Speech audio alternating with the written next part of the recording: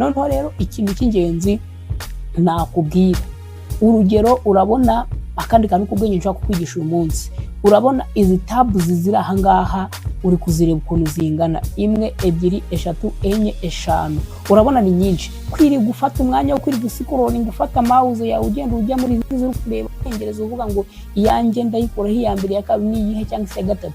Wowe ikintu uzakora kugira ngo uhite wimuka kuri tabs imwe ujye ku yindi bitakugoye, uzabuze umubare wazo. Niba urugero tugiye kujya kuri tab ya 5, uzahita ukande kuri control ukande n'umubare 5 do bita byimuka bikajya hariya, wongera ukande control kuri rimwe ihita iza ku ya mbere, nukanda 2 bite bijye ku ya 2, nukanda 3 bijye ku ya 3, nukanda control plus 4 bijye ku ya 4, control na 5 n'undi bisore ku ya 5, noneho urakanda ukageza ku 8 bitewe na tabs ufite.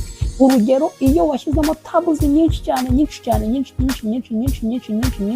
hahandi koko nawe ubona wazirunzemo, ikintu uzakora kugira ngo tugera kuyinyuma uzakande, urugero tukaduhere kuri iya mbere ni turiho, reka uzakande uve kuri control plus 9 bihita bikujyana automatically ugikanda control no ku mubare 9, no mubare 9 usanzwe wo kuri keyboard ya machine yawe, bizahita bigira gute, bizahita bikujyana kuri tab iyi y'inyuma. Urabona turi kuyinyuma niho bise binjyana kandi turi kuri iya mbere, none nyikanda kuri control plus 9 bihita binjyana hehe, binjyana kuri ya tab yanjye ya nyuma. Ibi ngibi nkoze rero mbikore kuri computer ikoresha software ya Windows, ariko no ufite Mac uzakande kuri ya buto bita command cyangwa se CMD, na ibintu byose nakoze nukanda CMD plus shift plus tab n'ubundi bizagarura ya tab yawe wari wabuze.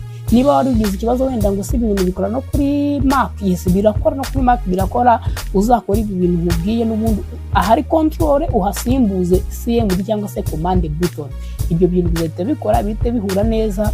Ubundi ngushimira cyane ngo wakoze kuza ahangaha duhure ngigisha ibindi bintu by'ubwenge.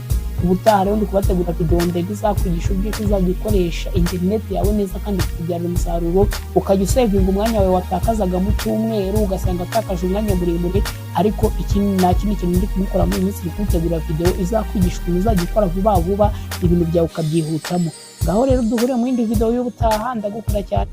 Ahangaha ni kuri Skillnet Rwanda, ubundi nkubwira ngo wakoze cyane kuza kubana natwe, ubundi ciao kanda subscribe ukore share ushireho like kugira ngo iyi video nyine urabutanze umusanzu wawe ukomeye wo kuba yagera ku bantu benshi. Gukanda like gukora subscribe ubwo ni inyungu zawe no kwiyandikisha kugira ngo uzabone andi masomo nkiyashyiraho, ukanda share ni ukusangiza ubumenyi abandi. Kuri Skillnet Rwanda ni ishuri ry'abanyarwanda bose n'ibindi byose yumva ikinyarwanda unabyifuza, bidakuyeho yuko nuza ukeneye amasomo y'Icyongereza I will be teaching you in English even ntacyo bitwaye.